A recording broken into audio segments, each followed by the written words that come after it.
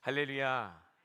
오늘도 하나님의 크신 은혜와 축복이 특별히 성탄주의를 맞은 저와 여러분 모두에게 넘쳐나시기를 주 예수 그리스도의 이름으로 축복합니다.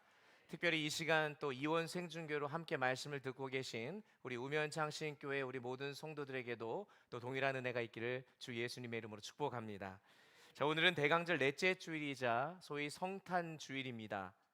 다시 오실 주님을 기다리기 위해 하나님의 전신갑주로 무장해야 하기에 우리는 지난 시간까지 5가지 장비를 함께 살펴봤습니다. 진리의 허리띠를 시작으로 의의 호심경, 평안의 복음의 신, 그리고 믿음의 방패와 구원의 투구를 살펴봤어요. 오늘은 6번째 장비인 성령의 검에 대해 함께 나누고자 하는데 우리 함께 먼저 좀 따라해 보겠습니다. 성령의 검을 가지라. 성령의 검을 가지라. 자, 오늘 이 부분을 좀 함께 살펴볼 텐데 오늘 보면 17절에 보면 이 성령의 검은 곧 하나님의 말씀이라고 말합니다. 즉 하나님의 말씀이라는 검을 가지는 것이 우리가 6번째로 장착해야 될 무기라는 거예요. 특별히 오늘은 성탄주일인데 여러분, 성탄절이 어떤 날입니까?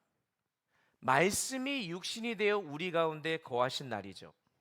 성령의 검이신 예수 그리스도께서 처음 이 땅에 내려오신 날입니다. 그런데 이 날을 우리는 단순히 우리의 구원자가 한 아기로 태어나신 날 정도로만 이해해서는 안 됩니다. 왜냐하면 어둠의 권세에 대한 하나님의 영적 공격이 시작된 날이기 때문에 그렇습니다. 하나님의 말씀이신 예수 그리스도가 검처럼 세상 속으로 파고든 역사적인 날이라는 거예요. 그러므로 성탄을 맞이하는 저와 여러분은 말씀이 육신이 되어 우리 가운데 거하신 그 예수 그리스도로 무장함으로써 이 어두운 세상을 넉넉히 이기신 그 주님의 그 승리를 따라 살아가는 삶을 살아가야 하는 것이죠.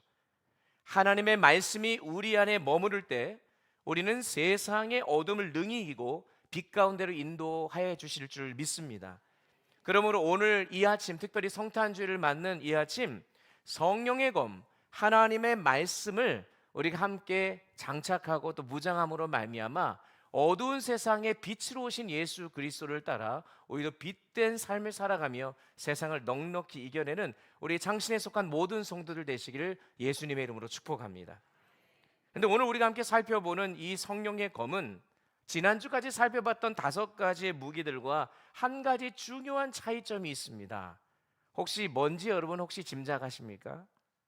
그것은 앞에 5가지의 무기들은 모두 방어용인데 반해 오늘 우리가 살펴보는 성령의 검만이 유일한 공격 무기라는 점이에요. 여러분 한번 생각해 보십시오. 전쟁이나 스포츠 모두 승리하기 위해 싸우는 거 아니겠습니까? 전쟁하거나 아니면 스포츠 하는데 이건 뭐 비교도 되고 져도 돼 이러고 지금 하는 분들이 있겠어요? 여러분, 공격하거나 아니면 우리가 스포츠나 어떤 경기를 할 때 한번 생각해 보면 수비만 잘해도 된다라고 얘기하는 분들이 있지만 수비를 아무리 잘해도 비길 수는 있지만 이길 수는 없습니다.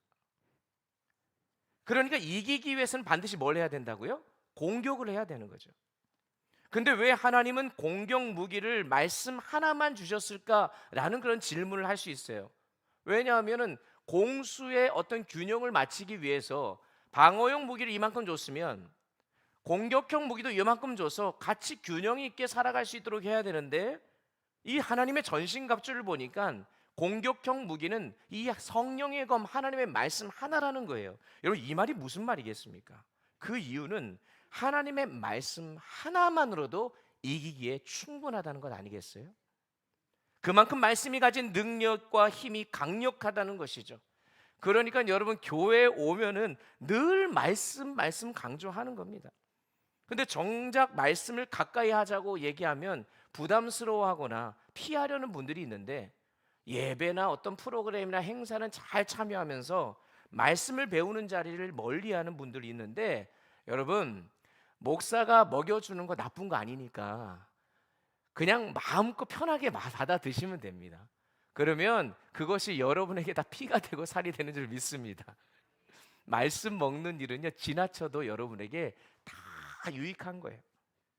요한복음 6장의 오병이어의 사건을 보면 수많은 사람들이 예수님의 기적을 통해서 예수님의 그 놀라운 능력을 보게 되자 예수님을 쫓기 시작합니다.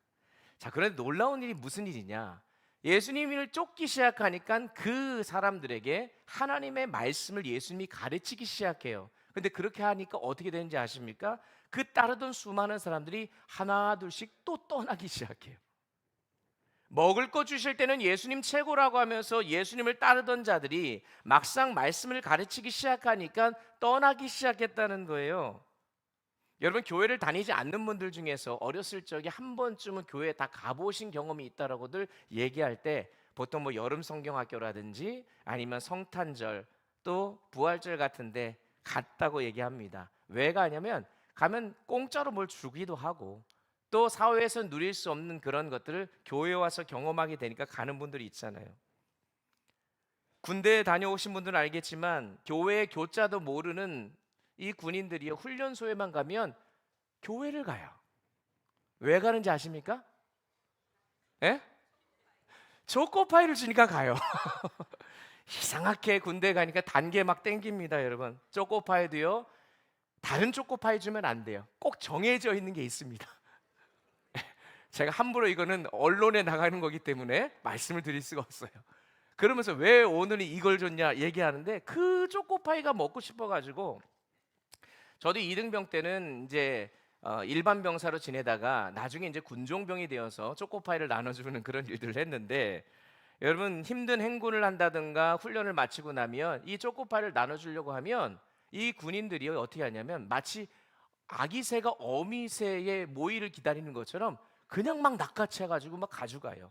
그러면 저는요 좋지요. 그러면서 항상 저는 어떻게 하냐면 그때 이때다 싶어서 말씀을 전하려고 해요. 그 복음을 전하려고 하는데 뭐라고 얘기하냐면 돌군종 그래요 저한테. 제가 별명이 돌군종이었어요. 성이 석시니까 돌군종 초코파이만 주면 되지 뭐 말씀 자꾸 얘기해 이렇게 얘기를 해요. 마치 오병이어 사건 당시 예수님을 떠난 사람들과 같은 모습 아니겠습니까? 그렇게 많은 사람들이 떠난 후에 요한복음 6장 67절에서 예수님이 제자들에게 뭐라고 물으시냐면 너희도 가려느냐? 그때 베드로가 이렇게 고백해요. 68절 너무 중요한 말씀이에요. 다 같이 읽어보겠습니다. 시작. 시몬 베드로가 대답하되 주여 영생의 말씀이 주께 있사오니 우리가 누구에게로 가오리까? 아멘. 여러분 이거 엄청난 고백입니다. 베드로가 좀 욱하는 성격이 있어서 가끔 말썽도 부렸지만 그래도 가끔은 옳은 말을 할 때가 있는 것 같아요. 베드로가 지금 뭐라고 얘기하냐면 주님께서 주시는 말씀이 영생의 말씀인 줄 제가 알았고 그래서 주님이 주시는 그 주님의 말씀을 기억하며 어떻게 주님 곁을 떠날 수 있겠습니까? 라고 고백하는 거예요. 말씀이고 생명인 것을 깨달은 것입니다. 여러분 우리도 마찬가지예요. 우리의 삶에 기적이 없어도 아니면 우리 교회 안에 여러 가지 많은 일들이 벌어지고 있지만 우리가 생각하는 대로 되지 않아도 여러분 말씀이 있고 그 말씀 앞에 내가 서 있다면 그것만으로 충분한 것입니다. 바라기는 영생의 말씀이 주께 있사오니 주님을 결코 떠나지 않겠다는 이 베드로의 고백이 오늘 성탄주일을 맞는 우리 모든 성도님들의 고백이 될 수 있기를 간절히 축원합니다. 바로 이 고백에서부터 우리의 신앙의 회복이 일어나는 것이고 우리의 교회의 회복이 일어나는 거예요. 왜 그럴까요? 앞서 말씀드렸죠. 하나님의 말씀만이 유일무이한 강력한 공격 무기이기 때문에 그렇습니다. 그래서 마틴 루터도 종교개혁을 일으킬 때 외쳤던 슬로건 중에 하나가 뭐냐면 솔라 스크립트라, 오직 말씀으로. 그러니 여러분 교회에서 여러 가지 말씀을 배우는 그런 일들을 할 때에 목사님 뭐 이렇게 귀찮게 자꾸 뭐 시킵니까? 말씀하셔도 저는 그 말씀이 여러분을 살리는 걸 확신하니까 끊임없이 괴롭힐 거예요. 그냥 말씀을 배우고 말씀을 듣는 일. 여러분 그래서 그것을 통해서 여러분이 좋든 싫든 말씀 앞에 서도록 하는 것 다 여러분들 위한 것이니까 어떻게든 그 말씀을 마치 어미새가 아기 새가 어미새의 것들을 모이를 막아먹는 것처럼 사모하는 마음으로 여러분들이 그 말씀을 먹고 또 배우는 일에 힘쓰실 수 있기를 간절히 축원합니다. 그냥 교회에서 매일 성경으로 새벽 기도회, 큐티, 아침 묵상하고 또 바이블 아카데미 또 어성경이 읽어지네, 또 1:1 제자 양육, 여러 가지 프로그램들을 우리 각 교회 성전들마다 하고 있는데, 이 말씀을 배우는 일이 내가 사는 일이라는 것이죠. 그런데 사실 오늘 본문의 배경이 되는 로마 시대 군인들에게 가장 중요한 공격 무기는 말씀의 검처럼 칼이 아니었습니다. 혹시 무엇이 공격형 무기였는지 아시겠습니까? 고대 사회에서는요, 가장 강력한 공격 무기는 창이었어요. 창. 그래서 보통 고대 전쟁을 다룬 영화나 사극을 보면 방패로 맞고 창으로 찌르는 장면이 많아요. BC 4세기경에 페르시아를 무너뜨리고 당시 세계를 정복했던 알렉산드리아 왕이라고 들어보셨을 거예요. 이 세계를 제패할 수 있었던 데에 바로 이 창이 엄청난 역할을 했습니다. 그의 아버지가 필립 2세인데 마케도니아라고 하는 그 지역의 왕이었어요. 그런데 이 왕 아버지는요, 어떻게 했냐면 창을 만들 때 다른 나라들보다 약 10cm 더 길게 창을 만들어요. 자, 그럼 한번 생각해 보세요. 전쟁에 나가서 싸웁니다. 그러면은 긴 게 유리합니까? 짧은 게 유리합니까? 당연히 긴 게 유리하죠. 둘이 창을 딱 찔렀는데 한쪽은 찔렀는데 안 닿는데 한쪽은 닿는 거죠. 그래서 사실 이 알렉산드리아가 세계를 정복하는 데 있어서 이 창이 엄청난 그 기반이 되었다고 얘기합니다. 그런데 좀 궁금증이 생기는 것은 이거지요. 고대 사회에서는 창이 그 정도로 강력한 무기인데 왜 성경은 하나님의 전신갑주에 대해 공격 무기를 얘기하면서 창이 아니라 검을 이야기했을까? 그 이유는 하나님의 말씀이 이 검과 아주 닮아 있기 때문에 그렇습니다. 로마 군인들이 쓰던 검이 있었어요. 그 검은요, 긴 칼이 아닙니다.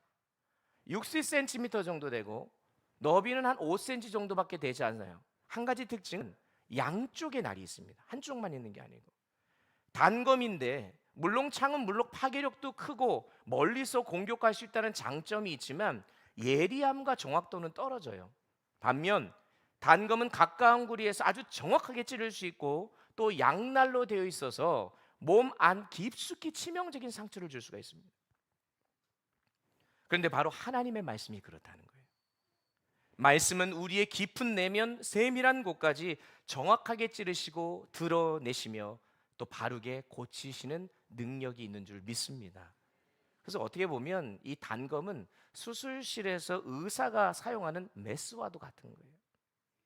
그래서 우리가 잘 아는 히브리서 4장 12절 말씀 한번 다 같이 한번 읽어봤으면 좋겠습니다. 함께 읽습니다. 하나님의 말씀은 살아있고 활력이 있어 좌우의 날선 어떤 검보다도 예리하여 혼과 영과 및 관절과 골수를 찔러 쪼개기까지 하며 또 마음과 생각과 뜻을 판단하나니. 아멘.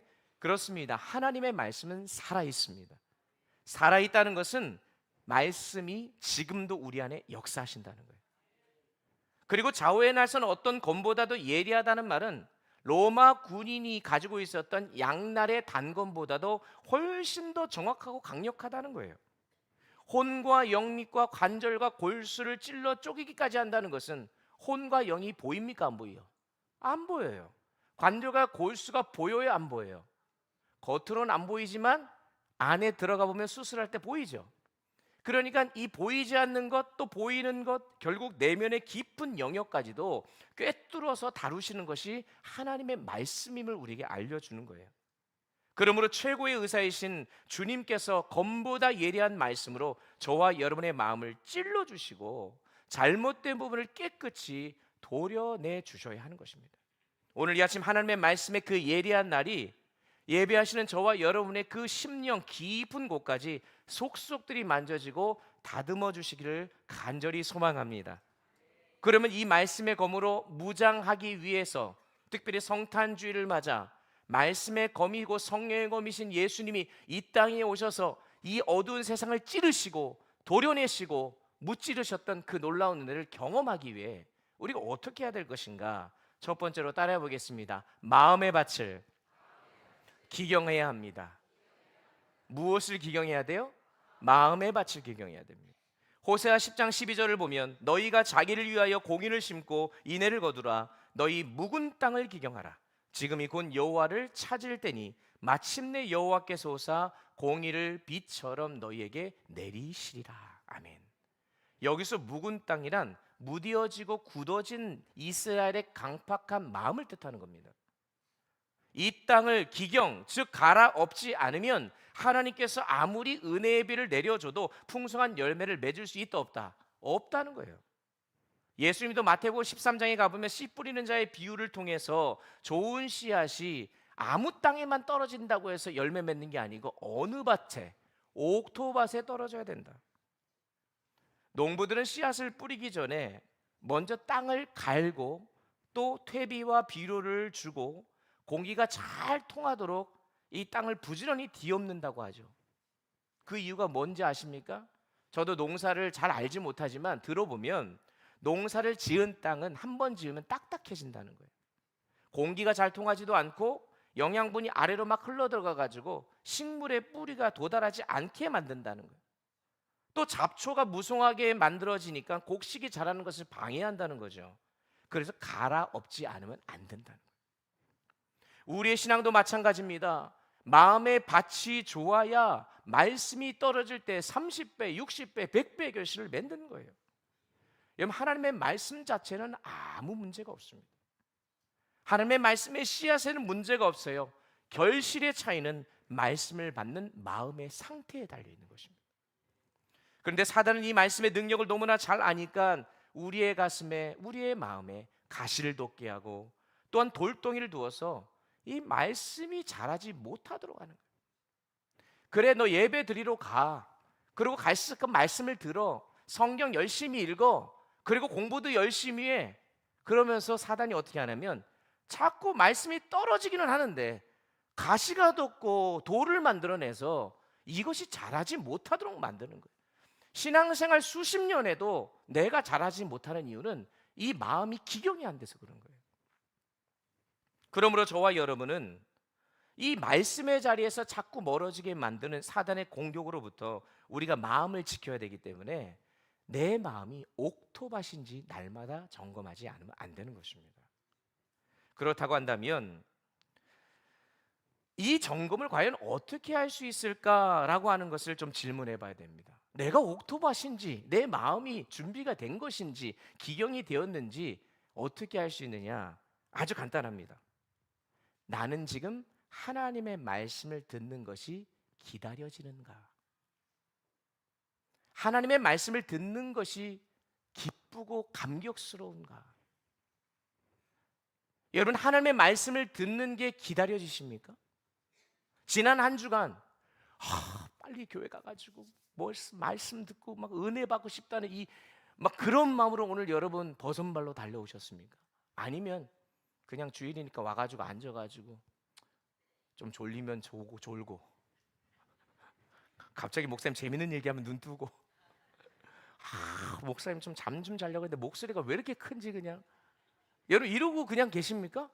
아니면 오늘도 나를 살게 하시는 생명의 말씀 그 성령의 검을 내가 받으러 가는 이 자리 내가 정말 사모하는 마음으로 나아가야지 이런 마음으로 나오시냐고요. 여러분 혹 그러한 말씀을 향한 사모함이 예전 같지 않다면 지금 내 마음이 묶여있고 딱딱해져 있다는 증거입니다. 그런 부분의 마음에는 백날 말씀이 떨어져도 열매를 맺지 못해요. 어떻게 해야 될까요? 마음의 밭을 기경해야 됩니다. 근데 마음의 밭을 기경하는 유일한 방법이 뭐냐? 따라해 보겠습니다. 회개. 여러분 의지적으로 하나님 앞에 나아가 내 죄를 하나하나 고백할 때 딱딱했던 마음이 부드러워지고 그 흙이 잘게 부서지는 거예요.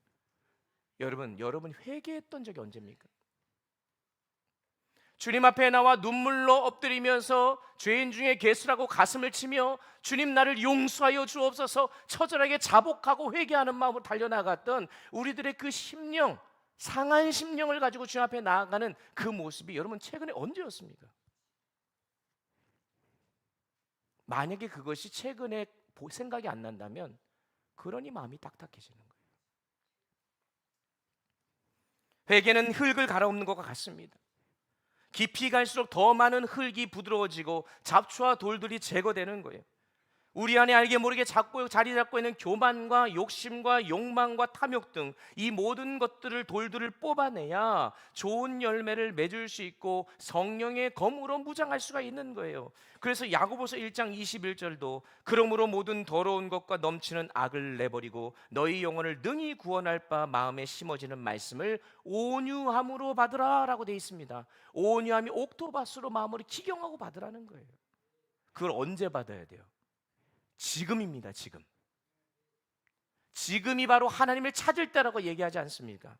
그래서 하나님의 말씀의 씨앗이 우리의 마음에 떨어지는 그 순간, 오늘 이 아침 우리의 마음에 묵은 것과 또 갈아엎어질 우리의 마음을 기경하심으로 말미암아 주님이 주시는 말씀이 오늘도 우리 안에 살아 역사하심으로 열매 맺는 이 아침이 되기를 예수님의 이름으로 축복합니다. 두 번째로 성령을 의지하며 말씀을 사용해야 됩니다. 본문 17절을 다시 보면 하나님의 말씀을 성령의 검이라고 표현해요. 왜 성령의 검일까? 여러분 질문해 보셔야 돼요. 이 표현은 단순히 하나님의 말씀이란 뜻을 넘어선다는 거죠. 성령께서 다루시는 검이란 뜻입니다. 말씀의 저자가 누구예요? 성령님이시죠? 또한 그 말씀이 성령에 의해 이끌려가는 살아있는 말씀이라는 이야기입니다. 그러니 여러분, 하나님의 말씀으로 무장하기 위해서는 성령을 의지하며 말씀을 읽고 또 듣고 공부하고 사용해야 돼요. 아무리 좋은 칼이라도 그 칼이 능숙한 군사나 숙련된 의사의 손에 들릴 때 그 진가가 그때야 발휘되듯이 하나님의 말씀도 성령께 붙잡힐 때 악한 영의 세력과 세상의 유혹을 이겨낼 수가 있는 것입니다. 그러면 여러분, 성경 읽을 때 그냥 읽지 마세요. 성경 여러 가지 공부하고 말씀을 보고 들을 때 반드시 기도하고 읽으셔야 됩니다. 왜냐하면요, 말씀은 성령의 감동으로 쓰여졌잖아요. 그러면 성령의 감동이 없으면 절대로 이해할 수가 없어요. 깨달을 수가 없어요. 성령의 조명하심과 성령의 지혜를 부어주실 때만이 온전히 이해할 수가 있는 것입니다. 그렇지 않으면 성경을 수십 번 읽어도 그건 검은 건 글씨요, 종이, 하얀 건 종이, 이 정도로 이해하게 되는 거예요. 심지어 이런 말이 있더라고요.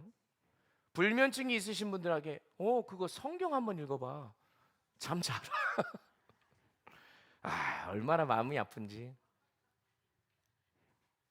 아무리 성경을 백독하고 신학 박사 학위를 가졌다 해도 성령께서 분별력을 주시지 않으면 말씀을 엉뚱하게 이해하고 해석하는 거예요.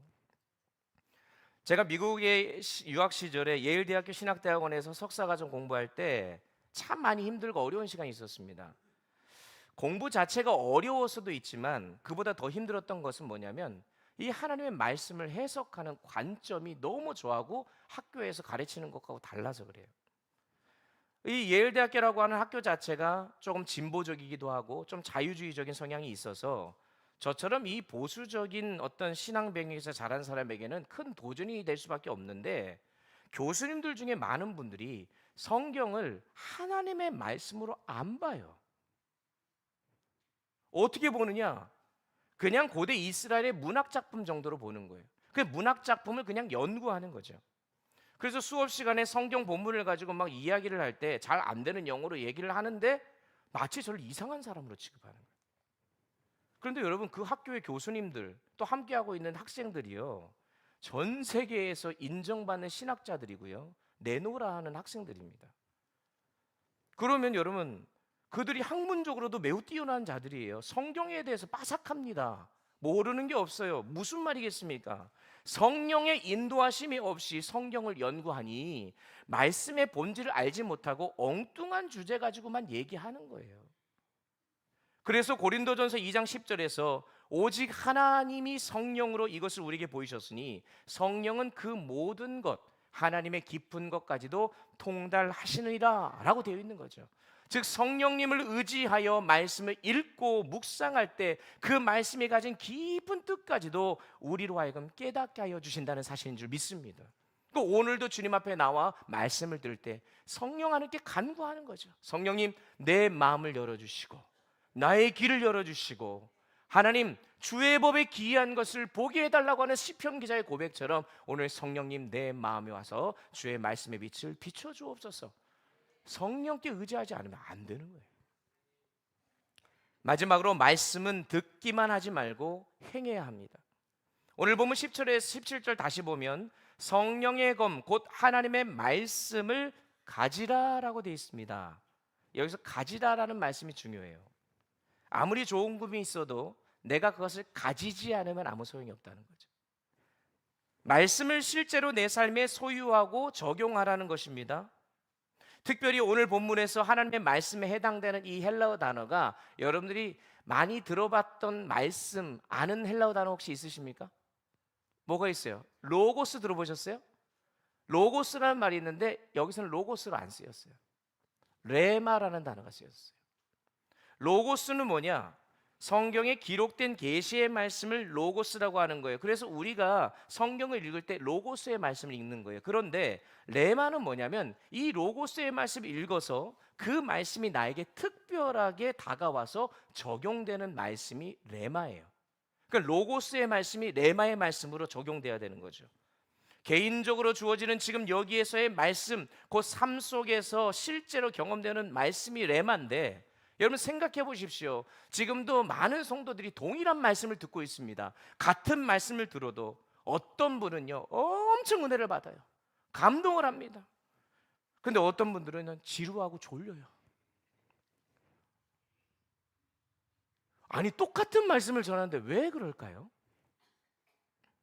물론 앞에 말씀드린 대로 마음의 밭이 옥토밭인지 아닌지에 따라 달라질 수 있지만 말씀을 사모하는 마음이 있어도 그 말씀을 실제로 다룰 줄 몰라서 그렇습니다. 좋은 칼이 있어도 제대로 훈련되지 않으면 무용지물이잖아요. 그러니까 군인들이 얼마나 칼 연습을 많이 했겠습니까? 수술실에 들어가는 의사가 이 수술하는 칼을 얼마나 많이 연습했겠어요? 반드시 우리도 이 말씀을 듣는 데서 그치지 않고 실천하고 연마할 때 비로소 성령의 검으로서의 힘을 발휘하게 되는 것입니다. 그래서 누가복음 6장 46절 너희는 나를 불러 주여 주여 하면서도 어찌하여 내가 말하는 것을 행하지 않느냐. 야고보서 1장 22절 너희는 말씀을 행하는 자가 되고 듣기만 하여 자신을 속이는 자가 되지 말라. 아무리 말씀을 많이 읽고 교회를 다녔고 성경적인 지식이 있어도 그 말씀이 내 삶에 적용되지 않으면 그 신앙은 스스로를 속이는 것이 될 수 있다는 거예요. 여러분 우리 현실을 보면 어떻습니까? 분명히 믿어요. 말씀도 어느 정도 알아요.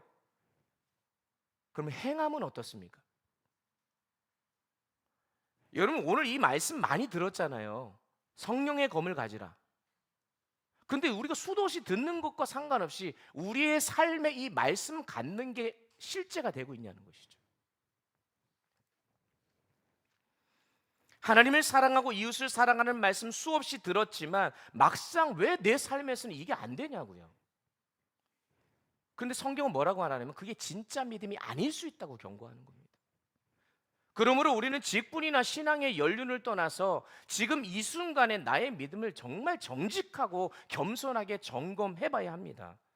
여러분 우리가 얼마나 많은 말씀을 들어왔습니까? 요즘은 더더군다나 뭐 유튜브만 들어가도 좋은 말씀들 많은데 그런데 그 말씀이 실제 내 삶 속에서 실천해서 레마의 말씀으로 심겨져서 그 말씀이 나의 삶을 움직이는 것을 여러분 지난 한 주간 얼마나 경험하셨습니까? 이스라엘의 지도자 여호수아의 가장 큰 약점 중에 하나가 뭐였냐면 겁이 많았다는 거예요. 그래서 여호수아를 세우실 때에 여호수아 1장 7절에서 하나님이 오직 강하고 극히 담대하여 나의 종 모세가 내게 명령한 그 율법을 다 지켜 행하고 우로나 자로나 치우치지 말라 그리하면 어디로 가든지 형통하리라 라고 말씀했어요. 여러분 지금 여호수아는 두려움에 사로잡힌 자잖아요. 그러면 하나님께서 두려워하지 말라라고 얘기하시면서 두려워하지 않을 수 있는 방법을 알려주셔야 되는데 하나님 뭐라고 말씀하시냐면 두려워하냐? 그러면 하나님의 말씀을 지켜 행해야 돼. 지금 이렇게 얘기한다는 거예요. 하나님 지금 무섭고 사로잡혀 있는 나의 모든 상황, 이 상황에서 제가 어떻게 하나님의 말씀을 행합니까? 이런 말이 나올 법도 한데 여호수아 1장 8절 이어지는 말씀에 하나님이 이어서 뭐라고 말씀하시냐? 같이 읽어보겠습니다. 함께 읽습니다. 시작. 이 율법책을 내 입에서 떠나지 말게 하며 주야로 그것을 묵상하여 그 안에 기록된 대로 다 지켜 행하라. 그리하면 내 길이 평탄하게 될 것이며 내가 형통하리라. 아멘. 여기 여러분 정말 중요한 원리가 있습니다. 두려울 때일수록, 걱정이 많을수록 말씀을 붙잡으라는 거예요. 주야로 묵상하며 그 말씀을 지켜 행하는 삶을 살아가기 위해 몸부림칠 때 진짜 평안과 형통이 찾아온다는 거예요. 그럼 말씀을 듣고 행하기 위해 우리가 어떻게 해야 되느냐? 오늘 마지막으로 이 부분을 살펴보려고 하는데, 야고보서 1장 25절은 이렇게 답을 줘요. 자유롭게 하는 온전한 율법을 들여다보고 있는 자는 듣고 잊어버리는 자가 아니요 실천하는 자니 이 사람은 행하는 일에 복을 받으리라 라고 되어 있습니다. 여기서 오늘 좀 주목해야 되는 동사가 두 개가 있어요. 하나는 들여다보다, 하나는 있다입니다. 오늘 성경에는요 한 단어처럼 보이지만 원래는 두 단어예요. 들여다보다는요 요한복음 20장 5절에 쓰여진 단어와 똑같습니다. 그 배경이 뭐냐면 예수님이 십자가에서 죽으시고 부활을 하셨는데 베드로와 요한이 정말 예수님이 부활하셨나? 궁금해가지고 예수님의 무덤에 가가지고 고개를 쑥 들여다보는 거. 왜 들여다봅니까? 진짜 부활하셨는지 점검해보기 위해 들여다보는 거예요. 정말로 예수님 부활하셨나? 그 사실 여부를 확인하기 위해 아닙니까? 무슨 말이냐? 하나님의 말씀을 그렇게 봐야 된다는 거예요. 하나님의 말씀을 진지하게 들여다보고 이것이 정말 맞는 말씀인가 곰곰이 머물러서 묵상할 때 그 말씀이 내 삶의 실제가 될 수 있다는 거죠. 그런데 우리가 말씀을 대할 때 어떻게 대합니까? 여러분 정말 진지하게 대합니까? 말씀 듣고 그 주간에 저한테 목사님 이거 이해가 안 가요. 이거 정말 맞습니까? 라고 질문하는 분이 없어요. 야, 우리 교회 성도들은 수준이 높아가지고 다 이해하는지 모르겠지만 여러분 제가요 말씀을 전할 때 때로 실수도 합니다. 뭐 장수를 틀릴 수도 있는 거고 잘못 그 인간이가 실수할 수 있죠. 그러면 어떤 분들 목사님 그거 잘못된 거예요. 그런가요? 아유 죄송합니다. 뭔가 이런 게 있어야 되는데 뭐 여러분들 들여다보는 게 없어요. 그러려니 하나님의 말씀을 듣고 배울 때 이게 진짜 맞는지 안 맞는지 점검해보고 들여다보고 진지하게 살펴보는 작업이 없으니까요 그 말씀이 내 삶에 움직여지지가 않아요. 믿음과 삶이 분리가 되는 것입니다. 두 번째로 있다라는 단어가 또 중요합니다. 이것은 그냥 있다는 게 아니에요. 계속 머물러 있다는 뜻이에요. 이 단어가 똑같이 쓰여진 것이 여러분이 너무나 잘 아는 요한복음 15장입니다. 가보면은 나는 포도나무요 너희는 가지다 하면서 그가 내 안에 내가 그 안에 거하면이라고 돼 있죠. 거하다라는 단어가 있다라는 똑같은 단어예요. 무슨 말이겠습니까? 포도나무에 가지가 붙어 있듯이 우리도 예수님 안에 붙어 있어야 된다. 하나님의 말씀이고 성령의 검에 내가 머물러 있어야 된다라는 말이에요. 말씀이 사실인가 들여다보고 확인한 다음에 그 말씀 안에 그냥 거기 머물러 있으라고요. 그렇게 되어질 때에 저절로 과실을 맺게 된다는 것입니다. 여러분 믿음 좋아하시면 뭐 방언이 터지고 예언의 은형이 나타나고 뭐 여러 가지 갖가지 은사가 나타난다고 생각하지만 여러분 그것은 열매가 아니에요. 은사예요. 은사는 gift, 선물입니다. 열매는요 말씀을 통한 열매는 성령의 열매예요. 사랑, 희락, 화평. 말씀을 정리 한번 해볼게요. 이렇게 우리의 마음밭을 기경하고 성령의 인도함을 받으며 말씀을 묵상할 뿐만 아니라 행함으로 풍성한 열매를 맺을 때 비로소 성령의 검 하나님의 말씀으로 무장하게 되는 줄 믿습니다. 근데 마지막 한 가지 기억해야 될 것은 성령의 검을 이걸 가지고 사단을 공격한다고 생각하시면 안 돼요. 성령의 검의 날은 누구를 향해야 되냐? 따라해 보겠습니다. 나. 사도 바울이 갈라디아서 2장 20절에서 십자가에 못 박을 때 누구를 못 박는다 그래요? 나를 못 박는. 내가 그리스도와 함께 십자가에 못 박혔나니. 다른 데 칼을 들어서는 안 돼요. 다른 사람도 아니에요. 나예요. 우리 성도님들 중에 오늘 화장 다 하고 오셨죠? 우리 여자 성도님들. 화장하시면 거울 보시지 않습니까? 화장이 잘 됐는지 안 됐는지. 아마 또 오늘 예배 끝나고 내려가셔서 식사하시고 다 거울 보실 거예요. 그럼 뭐가 얼굴이 좀 화장이 지워졌는지 아니 뭐가 묻었는지 확인하시잖아요. 그럼 뭐가 묻었어요. 묻었네. 그리고 그냥 가요? 고치잖아요. 말씀의 거울을 나를 보는 거죠. 여러분, 그러니까 이 하나님의 말씀의 거울이신 이 말씀의 검, 하나님의 말씀을 내 자신을 비추어 보고 그 안에서 나의 더러운 것들을 점검하고 도려내므로, 그래서 이 말씀의 검을 가지고 이 세상을 살아갈 때 하나님께서, 주님께서 말씀의 검 되셔서 이 세상에 오신 이 성탄의 절기를 맞이하는 우리들이 주님께서 세상을 이기셨듯이 우리도 주님과 함께하며 말씀의 검으로 세상을 넉넉히 이기는 삶을 살아가야 될 줄 믿습니다.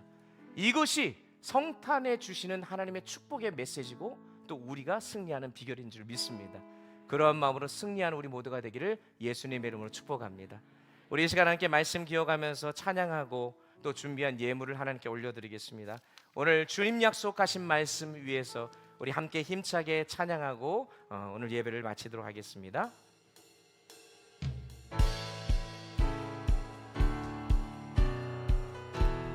주님 약속하신 말씀 위에서, 주님 약속하신 말씀 위에서 영원토록 주를 찬송하리라.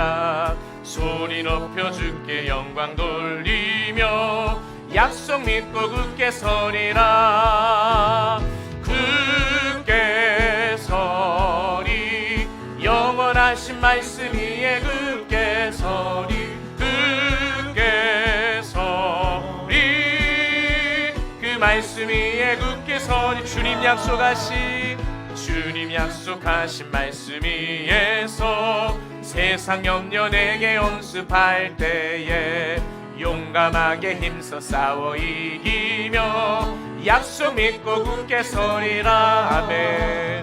굳게 서리, 영원하신 말씀 위에 굳게 서리. 굳게 서리, 그 말씀 위에 굳게 서리라. 주님 약속하신 말씀 위에서 영원하신 주의 사랑이 믿고 성령으로 힘써 싸워 이기며 약속 믿고 굳게 서리라.